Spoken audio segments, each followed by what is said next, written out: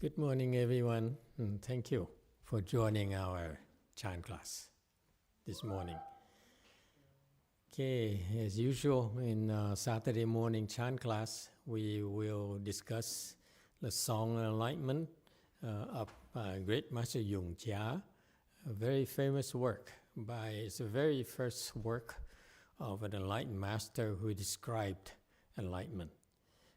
Unlike this contains a lot of information, unlike the worldly people thinking of enlightenment. So it is very insightful, and that's why it's highly revered work in the Chinese culture. All right, we are on slide 157, and enlightenment is a big topic. You can talk about it for a long, long time. So don't worry. This is learning the Dharma is about getting glimpses of it, and eventually you will begin to see the pattern and begin to get greater benefits. All right. But if you have any questions, as usual, please feel free to ask anytime at all. Okay, he's talking about the text of the Song Enlightenment. Actually, the name is kind of fun. Song Enlightenment, meaning what? Enlightenment is something to be cheered. It's very enjoyable, and the road leading to enlightenment is fraught with hard work and a lot of hardships. But once you get there, it's something to rejoice, something to celebrate. And that's why it's called Song Enlightenment. He's celebrating the state of enlightenment, which is the case of all the enlightened people. The higher your level of enlightenment, the more joy you derive from it. And it keeps growing and growing. Unlike worldly pleasure, worldly enjoyment, which will peak. What's the difference? Worldly pleasure is based on your sensory organs. For example, you can eat only so much, and then you can no longer enjoy the food, correct? Because your sensory organs have limitations. Whereas the pleasures that's derived from your enlightenment, which is a state of wisdom, actually is infinite, because your wisdom is infinite. Okay, that's a big difference between the results, the achievements of people.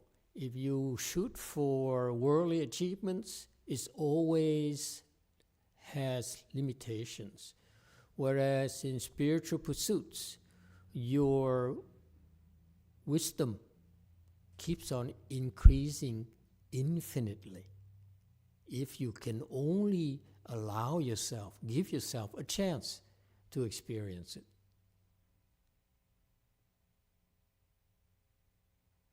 Right? And so that's why once this Dharma master, this Yongxia, Great Master Yongxia, who is, I believe, to be 7th ground Bodhisattva, which is about 3/4 of the way, you will, in terms of the ladder of achievements. And he says, wow, I'm having so much fun. It's really worth celebrating. And imagine if it gets higher and higher, okay? It gets to be so incredible that the high level enlightened people don't dare write about it, because it's incredible. Okay? It's inconceivable. And then you can't talk about it. All right. So he says average inferior, superior people, one glance, understand everything. Average inferior people, although very erudite, doubt everything. So it's like in a couplet. Okay. Superior people, for your reference again, superior people are people who in Buddhism we call, they have good roots. Good roots is jargon, Buddhist jargon for saying that in the past, these people have did a lot of good, a lot of merit and virtue. That's why they have something called good roots. Meaning what? Meaning that these are the seeds that will enable you to generate more and more goodness from your heart. Okay? And so that's why the good roots here is a very highly prized commodity. So superior people have good roots because they are able to generate more and more goodness from the Buddha nature. Okay? And they came about and shows up as sharp wisdom. I noticed, for example, our students who practice Chan, who reach higher levels of concentration power, their minds are sharper, much sharper. Their wisdom has increased quite a bit more. Okay, that's why it's called sharp wisdom.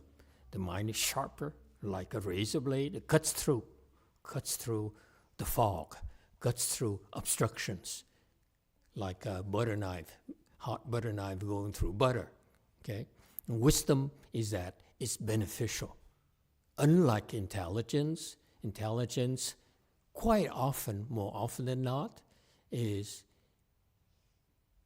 a double-edged sword, if you will, meaning that it can benefit you, it helps you make more money, helps you get what you want, but also it has a drawback. The drawback is that it has a tendency to not follow rules, and therefore you will get in trouble. Okay? And because smart people see faster than an average person, therefore they are much quicker at seizing opportunities, at taking advantage of others. Okay, and they tend to be gang leaders. There are leaders who will use others, and actually it's called helping others create more offenses. Okay, yeah, because they're maybe smart. I said once, I think this week during lunch, I said, what's the difference between smarts and wisdom? Smarts is more short-term. Okay, yeah. The smarts, the intelligence is good for a limited duration. For example, when you get older, your mind becomes less sharp, less smart. You're slowing down. Okay, whereas wisdom is much longer duration. Okay, more specifically, if you're smart this lifetime, you may be smart. Okay, therefore it's limited in this one lifetime. Next lifetime, if you get the next body, and let's say that you come back as a person again, okay, the conditions have changed drastically. So next lifetime, you may not be as smart, or you may be smarter. It's not for sure, not for certain what's going to happen. Anything could happen. However, the difference between that and wisdom is that wisdom is the kind of supercharged smarts, if you will, that will be there for you lifetime after lifetime after lifetime. Okay? You can develop it again, lifetime after lifetime after lifetime. Okay? More specifically, wisdom is associated with people with higher level of concentration. Okay? As you can concentrate better, your wisdom increases. That's why we encourage people to develop their concentration power so that once their concentration increases, the wisdom increases correspondingly. Okay? Now, the very important thing is this. With this wisdom here, in the short term, it makes your mind faster and sharper. True or not? That's why I notice in our students, when their wisdom increases, their concentration increases, the minds are sharper. Taiwan, Mr. Taiwan, is that your case? Yes. Because your level since the day you came in here a few years ago until now is a huge difference in concentration power. I know your mind is a lot faster than before. And it's not because of less emotional issues. Actually, it's sharper, okay? Much faster than before. Not just faster, much faster. You can see so much faster. You can understand so much faster than before. Yeah? Okay? And not just as you. Everyone is like that, okay? And so when your wisdom increases, again, in the near term, your intelligence, your smarts also increase. Okay? But however, the smart is limited to this lifetime only. Okay? Next lifetime, a person who has no wisdom, the smarts may be a different level. It could be higher, it could be lower, but that's next lifetime. So this smart here is just one lifetime. Okay? Where your wisdom, as I said, your wisdom when it corresponds to your level of concentration. If you attain this level of concentration in this lifetime, your wisdom is this level. Next lifetime, next body, you'll be able to very quickly regain the same level of wisdom as this lifetime. And it happens lifetime after lifetime after lifetime. Okay? Structurally speaking. Okay? Furthermore, there's also a big difference in duration in the terms of smarts. It's only you're smart because you're able to see only short term. Your vision is kind of short-sighted. Okay? So you gain short-term benefits. Wisdom is much longer duration, therefore you're able to gain much longer term benefits. That's a difference between smarts and wisdom. Any questions?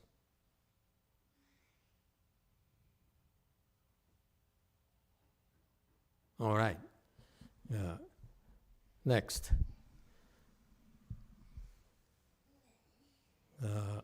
Superior people in Buddhism, we have this insider information where we know that a lot of people here in our world are actually bodhisattvas, so they're considered to be superior people. I, for example, have been telling you for the last 2 decades that Mr. Buffett is actually a bodhisattva. He's a superior person, okay? His level is very, very high. And tune in. When he dies, I tell you which his level, and it would knock your socks off. Okay, and these superior people, they hear one and they understand 1,000 times or even more. Okay, and they understand the principles. All right.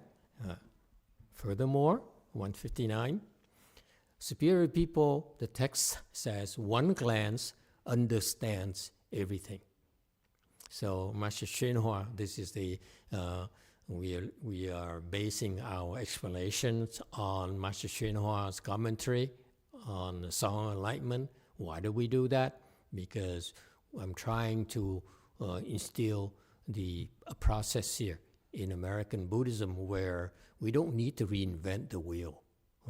We should study the teachings of the sages because they are correct, they put us on the right tracks, okay, and therefore would help us learn from the sages of old and maybe adapt their teachings to modern times.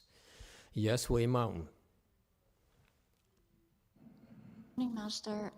Can we go back to the other slide? All right, 158.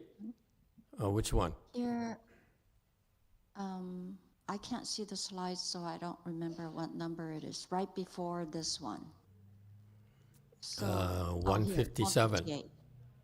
Oh, no, 158. You're right. 158. Okay. So right. Here you mentioned about bodhisattvas. Are we talking about regular bodhisattvas or mahasattvas or great bodhisattvas? All of them. If you become a bodhisattva, you are a superior person. No two ways about it. Doesn't matter which level. Okay?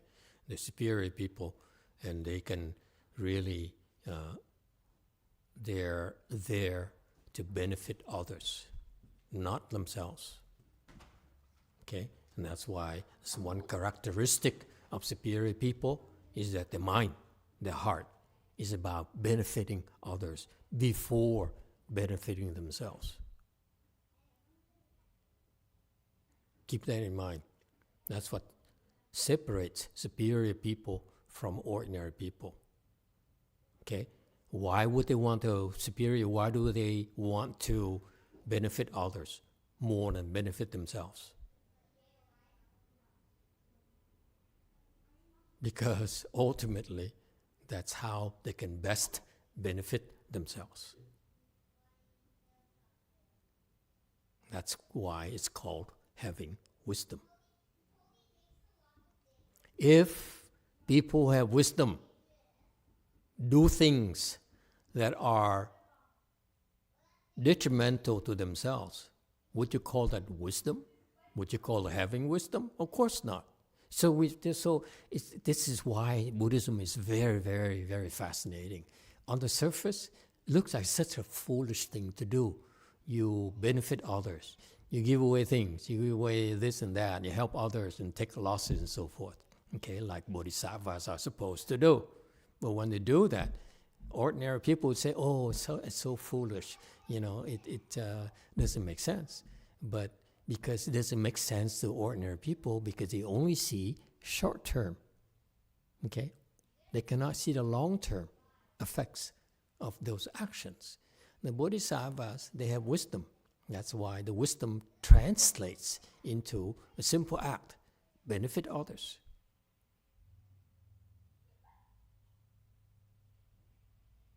Okay, and when they do that, they actually helping themselves greatly. Another way to look at it is that when you help yourself, you help yourself. When you help others in a bigger way, you help yourself, you help one person. You help 10 people, just give a simple arithmetic. If your action, one is to help yourself, you help one. So the effect is one for one. But if you help 10 people, now your work brings back 10 more times than if you were to help yourself. Does it help? Does it make sense? I mean,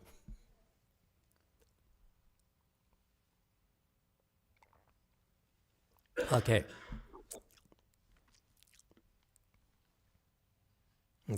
We're back to 159. One glance understands everything. The superior person, because he has decisive judgment. He can be very decisive. Okay, he doesn't hesitate. It's not wishy-washy at all. Okay, and he can thoroughly understand the principles. Okay, and that's wisdom. Wisdom is the ability to understand principles. He clearly can understand everything, and so if we look at from a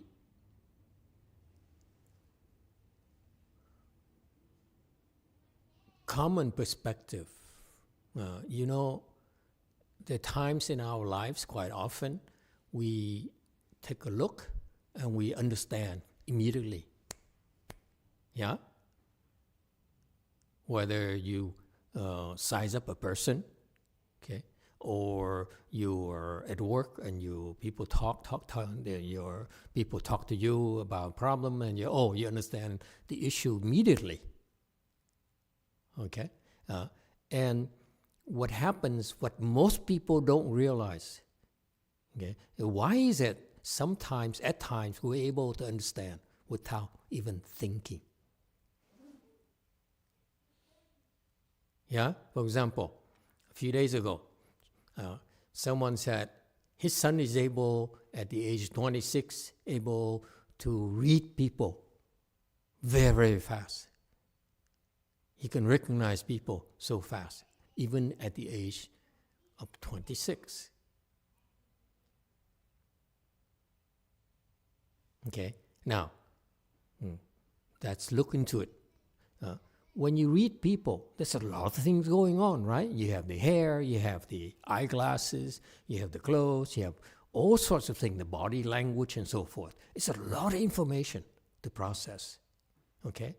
However, this young man here is able to zoom in and says, oh, this person is like this, is like that, okay? Why? It's because he's somehow able to wield his innate wisdom. Because my point being that one glance understand everything means that you don't have enough time to use your thinking mind to process it. And yet, you get it. Does it make sense to you? Because if you use your thinking mind, you say, you know, she's wearing red, therefore red means that so and so and so. Green means so and so. Yeah, your mind has a process. It has to retrieve information, okay, and process it and parse it. Whereas if one glance, you understand everything. You hear one, you understand 1,000. You hear one, you understand 10. You understand 100. It's because you do not depend on your thinking mind to process it. And that's what all of us are able to do. So that man there, he developed the skill. Now he's interested. 2, when he needs to assess someone, he gets into this mode where he can, guess what? He doesn't even know that. He doesn't even cannot even put it in words. He's able to stop thinking and simply look. And that's what we call that? Contemplation. Makes sense or not? He stops processing. He just looks and all the information, the eyes, the ears, the nose, can process, can bring in all the data, and the mind processes it instantaneously without thinking. And that's what we all are able to do, folks. It takes a Chan practitioner to explain it to you, but that's what you do more often than you realize. Believe it or not. No, that's too much. You can stop and go to lunch. What do you think? Agree or disagree? Wei Mountain. We very detailed in Chan because we understand the process that goes on in your minds. That's why we understand why certain things happen at times, naturally, for you. Wei Mountain, go ahead. So, Master, I have a question. That young man with that particular contemplation skill, is that related to his samadhi power or not necessarily? It's related to a couple of things. Number one, of course, concentration power. Because the higher your concentration power, remember, the quicker your wisdom is, the deeper your wisdom is, therefore you can see more. Okay? this person at this level here can see more. If this young man here were just be willing to practice Chan and develop his concentration power, okay, increase his concentration power, he can see even more accurately on top of it. So far, so good? It's also something else I forgot because somebody just walked in. Just kidding. Welcome, Korean princess. Who gave you a ride here?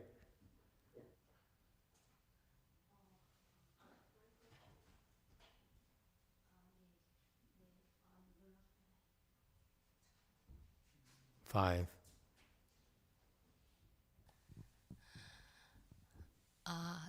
저를 한과 러이랑 TN이 어제 DTT로 픽업을 와서 여기 와 있어요.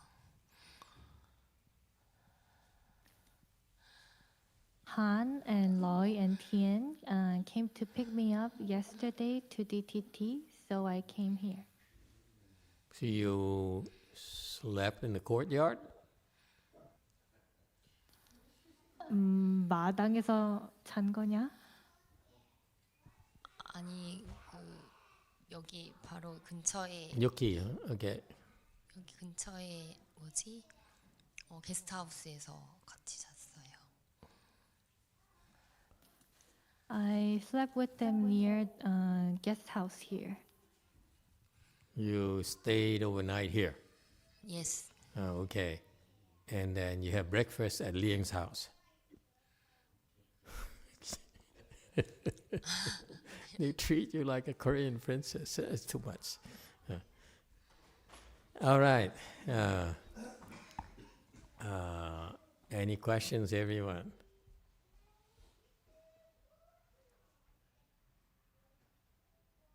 Okay, so the original question is that if he were able to increase his concentration, he'll be able to understand a lot more. Okay, not only that, but eventually, as you get better and better, you'll be able to do it at will. For him, it's more like he has this innate ability to do it out of need. And let me explain it to you. I remember the second point now. So there are two reasons how it happened. Okay, number one, concentration. You have to be able to concentrate. Okay, and for most people, actually, it's natural. When something interests you, you are able to zoom in. Yes, naturally. You say, "Oh, look at that! Look at that!" And what you realize, look at that right there. That moment, your mind is usually focused on the topic, on the subject. It's natural for us. Okay. Number two. So that's why number one is that if you're able to develop the concentration, okay, the more concentration you have, okay, the deeper you can penetrate.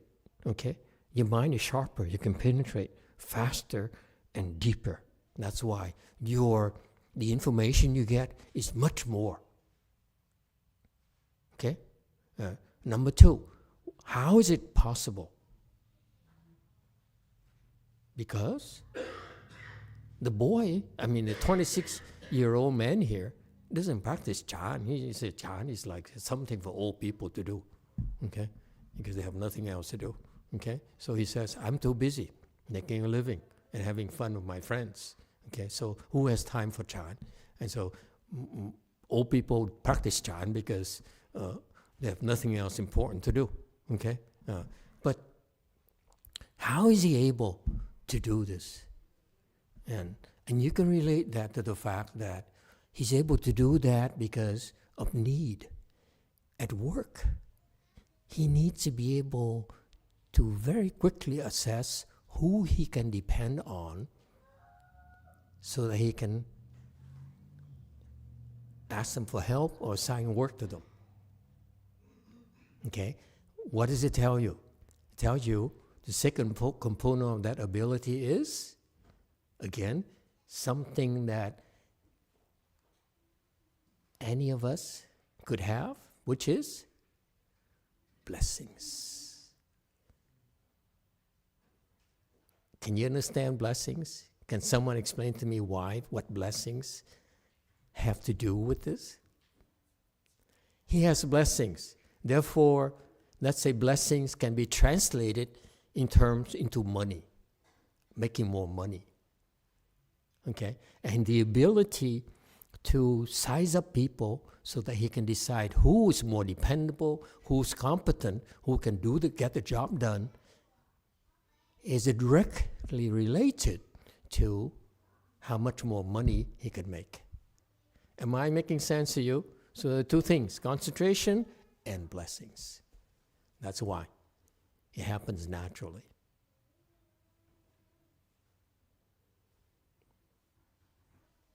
Yes, Wei Mao. Master, I was gonna say he has like blessings from the past life, Mahayana blessings, past life. Could be current lives. Who knows? We never know. Blessings come from all directions. Okay? The nature of blessings, I'm glad you brought it up. Nature of blessing is that those are the part of the good roots you accrue in the past, okay, in the present life, past lives, and so forth. But then, how are you able to activate these good roots and make them mature? Is what most people don't understand. You may have good roots. There are seeds right there in your eighth consciousness that you carry with you lifetime after lifetime. Okay? But how do they come to fruition? Well, it depends on the seeds, clearly. If the good roots there, for them to mature, you have to be doing good things. That's how good roots mature. What about bad roots or evil roots? Then, clearly, you have to do evil things for them to mature. And we all have two kinds, good kinds and bad kinds. So be careful, folks. Okay? We all have both kinds of roots, good roots and bad roots, or evil roots. And it's natural for us because we've been a very bad princess in a prior life. Okay? And we did many, many, many bad things as a princess. And now this lifetime, if you only happen to do only good things, the bad seeds will not have a chance to mature at all. But if now you indulge in doing bad things and evil things, the bad seeds in the past you have will mature.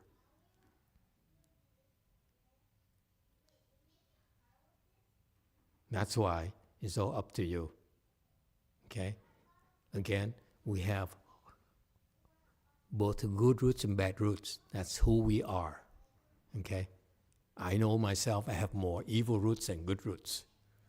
But the difference is that I try to do more good than evil. That's why I'm here and you're there.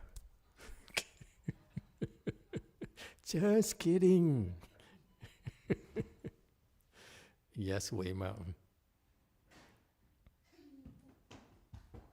Oh, Master, you're so funny. Anyhow, I do have a question. Yes, evil lady? Yeah. Yeah. How is your Pope? This is Sister Victorina. Okay? She comes to us compliments of the Catholic Church or Christian? Church, yep. Catholic Church, Yep. Yes, thank you. Yes, that's the right one, the Catholic Church. Catholic Church, yes, the right one, of course. Yeah, that's the one I'm talking about, yeah. And how's your Well, Pope doing? I heard thinking- he's not doing well right now. Oh, yeah, he's a bit under the weather, but a little bit, huh? I broke loose this morning to get here. Oh, you did? Yeah, I said I'm going to the temple, honey. Give me a break. The Pope? Oh, I heard the Pope is sick. I thought you were talking about somebody else. Yeah, the Pope's been sick, I hear. And the hubby too? No. Yeah, him too. Hubby too, yeah. Funny how that's kind of like hand in hand. But anyhow, I was just going to say, you know, in talking about this young gentleman, you know, something that, excuse me, comes to mind is that we're talking, when you were talking about him, we're just talking about general people. Yes. Right? Everyone has this ability. Everyone has the potential for blessings. Yes. And the good and the bad. Yes. So regular people who don't go to temple, or they could be Christian or even non-Christians or whatever. Yes. Regular people have that potential to encourage blessings. Yes. And do good things and Yes. and so on. It's Yes. just our way of, the Buddhist way of looking at it for everybody. Yes. Just for example, since we're talking about Catholic issues, just between us, please don't quote me. I get in big trouble. Promise? Nod your head. Otherwise, I'm not going to say next what I want to say next. Yeah? Quietly. Yeah? Not you, okay? Yeah, okay. Very good. Okay. Please don't quote me, but the previous Pope, John Paul II, is actually a bodhisattva. He's 2G. Very impressive. What? Just between, no, let me skip this. I don't want to tell you too much that people really get offended. Okay. So he was second ground bodhisattva. Okay. And did he practice Buddhism? Not at all. Actually, he criticized Buddhism. Did you know that?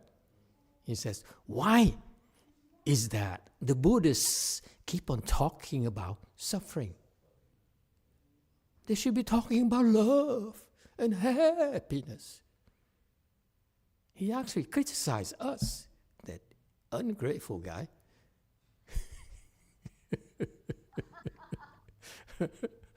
How did he become 2G on the other side? Because he didn't really cultivate. He didn't have our technology. Okay. Now our technology now also has AI. We're using AI a lot. Ask XX. Okay. Anyway, I'm joking. Jeez. How did he, from a Catholic environment, okay, become 2G? Because blessings, good blessings maturing.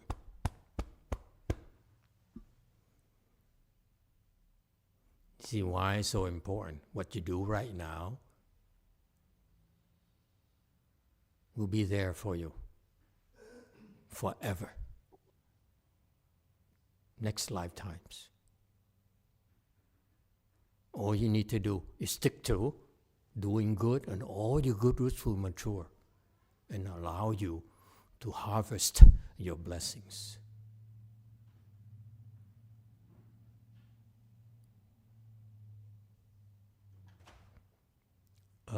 Did I interrupt you, Sister Victorina? No? No, that was just wonderful, Master. Thank you. Yeah, I was impressed that the late John Paul II was such a high level, and you notice that he did a lot of great things for the Catholic Church. He instituted a lot of wonderful changes, and what did he do also? He established a school, a college for superior priests. Well, he trained them personally. Okay, and so he did many, many wonderful things that the Catholic Church is still benefiting from right now. Okay, and his successor, is he still alive? I think he's still alive, right? Benedict II is still alive, so I can't comment on him yet. Okay, but they too have tremendous blessings. They are superior people. No two ways about it. All right. One glance, understand everything, have decisive judgment. Let that decide. Like a young man who says, "Oh, this person, I can count on this person for this, for that, and so forth." Okay, wishy-washy. Okay, and understands principles. What is the most important principles? The principles of cause and effect, meaning you do good, you get good results. You do bad, you get bad results. Yes or no? The young man is more into doing good than bad. He's a naughty boy, but then more than you realize. But when you observe in general, he does more good than bad. That's why his good roots matured. Okay,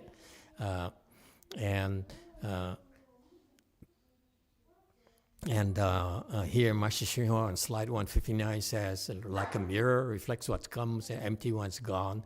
This refers to people who actually are enlightened. They have special wisdom. They enables them to help others in a very special way, like a mirror. Okay, and that's we talked about it previously, but in general, this is how the Buddhist teachers help their students. Okay?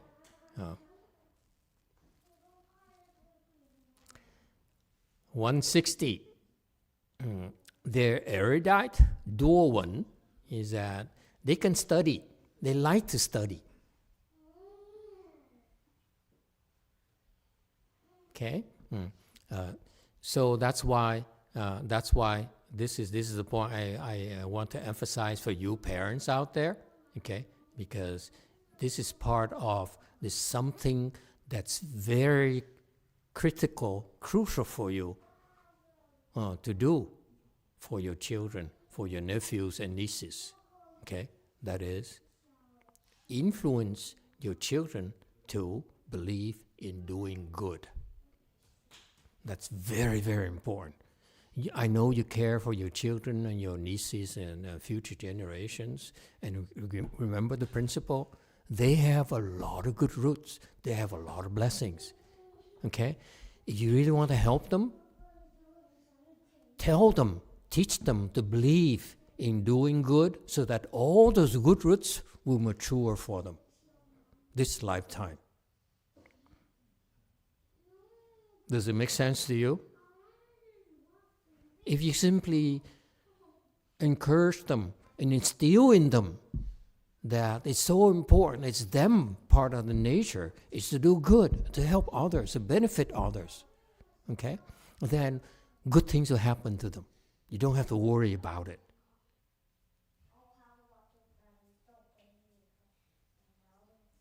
On the other hand, if you instill them to, resort to tricks and cheating others and make a lot of money, scam people, Ponzi schemes and so forth, and they make a lot of money, but that doesn't mean they're going to be happy.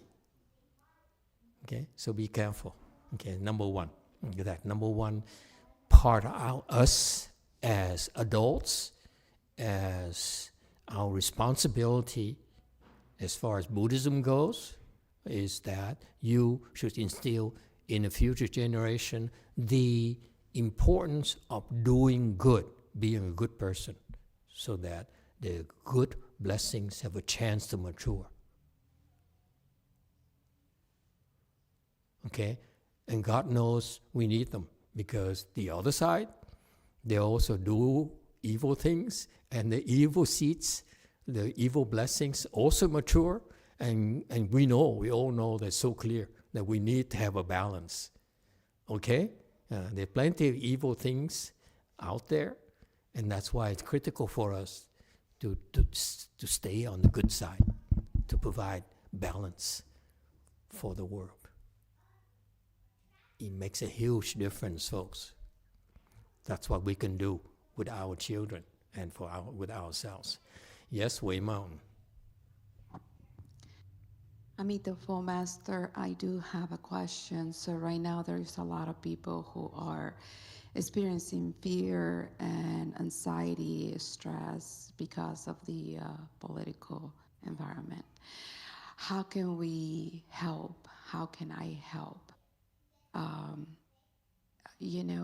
Daily I see that, and I can see how I am protected, but I am seeing them. So what can I do? What can we do? It's just so much.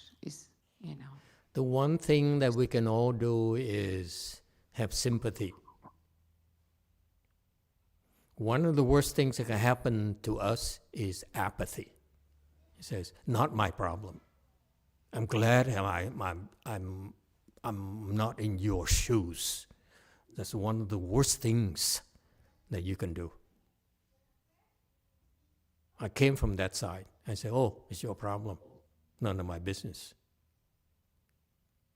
Okay? Empathy is very, very important. That if we really don't care and say, that is your problem, you asked for it, you came here legally and you took jobs from us and so forth. Whatever the reasons, you should look at the suffering they're undergoing and have empathy for the suffering instead of passing judgment on them about right and wrong. This is the wrong time to be righteous. I know someone who's coughing disagree with me. That's why I couldn't even hear myself. Okay, it's not even funny. I know that. But the point here is that if you have wisdom, then the basis of your actions should be empathy and sympathy.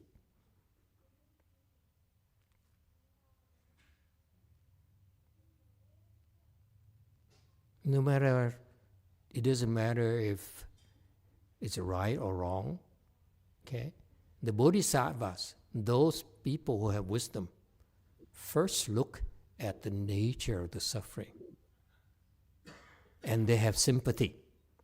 They said, yeah, I see you suffering, and I feel for you.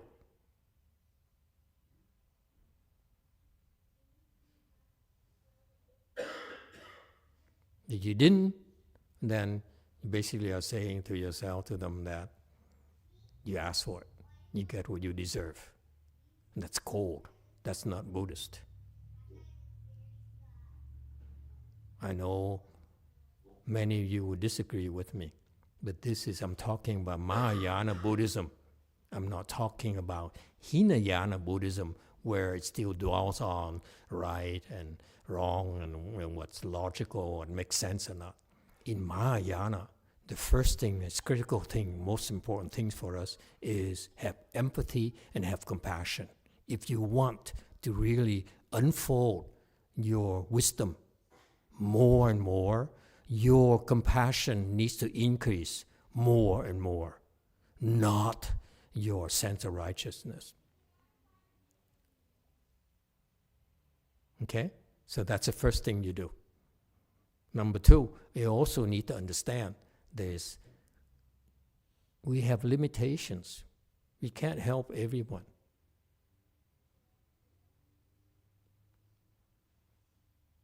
Okay? So you try the best you can do to help. Okay? And for example, things you can do to help is that these people are suffering. So you say, okay, let me transfer some merit and virtue from my cultivation to you. I hope they mature. That's how you can help. We can help in spiritual ways.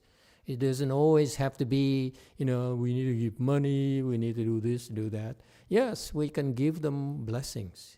You say, yeah, whatever happened, doesn't matter what happened in the past, but what I can do for you is I look at your suffering, you're suffering right now, And I can't do much, but I can give you some good blessings for you that will be helpful to you in the future.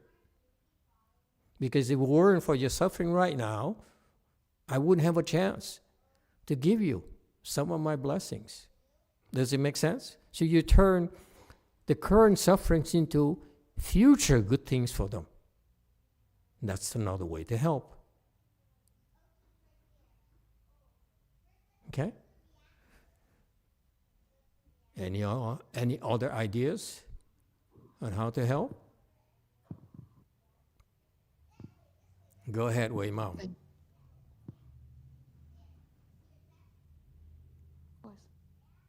Thank you, Master. For some reason, I keep on telling myself, just bring hope and some peace. But then because I was staying quiet, I felt like, oh my God, I cannot stay idle. But also I know that I'm very limited. So, as much as I want to do, for me, it was to ask, how can I actually help, right? So yeah, I think for me is continue cultivating, Master. Do more meditation, recite more, and do not add to the fuel. But for some reason, he keeps on telling me to make a stand, but I don't know how far that will be good. For me, is to be clear, to not be neutral, in a sense. It's just too much suffering. And even though I can see, I was telling my husband, I feel so free and content, but and then I am seeing this, and he's like, what can I do? So thank you so much for the suggestions. They are really helpful. And of course, and also another thing you can do when people are suffering, they're fearful. This is a chance for you to practice giving a fearlessness. Meaning that you console them, you comfort them, and try to do things to relieve the fears and their anxiety. You know why? Because it's so critical for your cultivation. If you see people being fearful, this is a fantastic, I stress fantastic, opportunity for you to practice the giving of fearlessness, because it's going to help you in your road to enlightenment. So you want to be righteous or you want to be wise? It's something you have to decide for yourself. Okay? This is the way of Mahayana practices. You relieve suffering, and you help relieve the fears by just simply lending sympathetic ears and comfort them, and then that's what you can do. Okay, and higher level people can actually relieve the fears and in a much bigger and faster way, but you have to start somewhere. Okay, because one thing I know a little bit about fear and desperation personally. You lose your dignity. You lose yourself. That's a terrible state. That's why when you give people relief for their fears, okay, you actually are doing a lot more good than you realize. You're restoring, you're helping restore their sense of self-worth, their dignity. And I personally feel it's the last thing you can do to people is make them lose their dignity.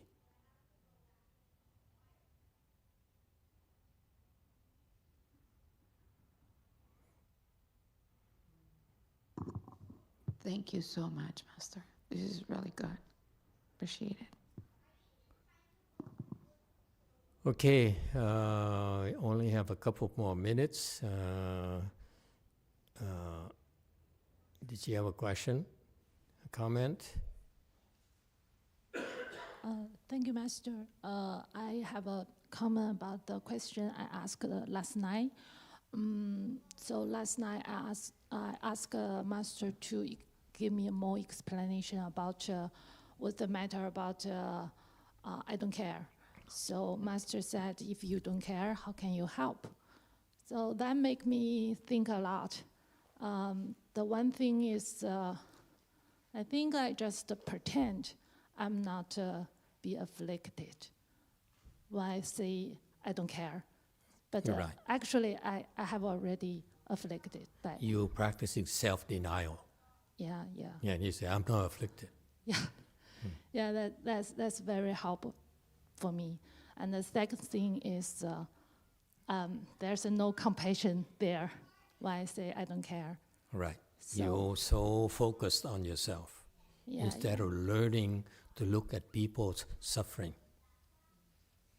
Yeah. I Because think, you know, someday, one day, you suffer too, okay? And if you don't care right now, your retribution in the future is that no one cares either. yeah, I think both of them is my blind spot. So I'm very thank you to taught me. Thank you. Well, the thing too, you're welcome, and thank you for asking, and thank you for sharing your perspective. One thing though is fundamental. We all will get in big trouble. No two ways about it. Because our bad seeds mature and we get in big trouble. Not just your personal bad seeds, but common bad seeds.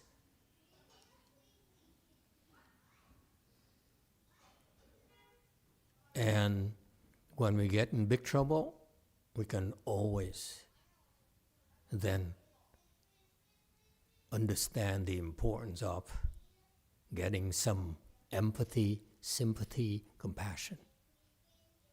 Because we need it too. So be careful, okay? Don't be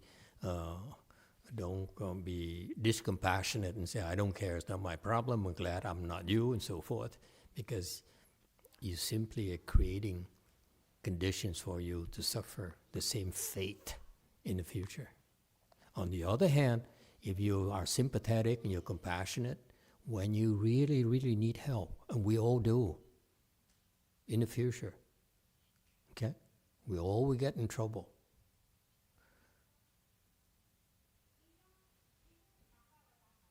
Then we'll get some help to ourselves. Just cause and effect, that's all. Okay? All right, we stop here today. Thank you all for coming.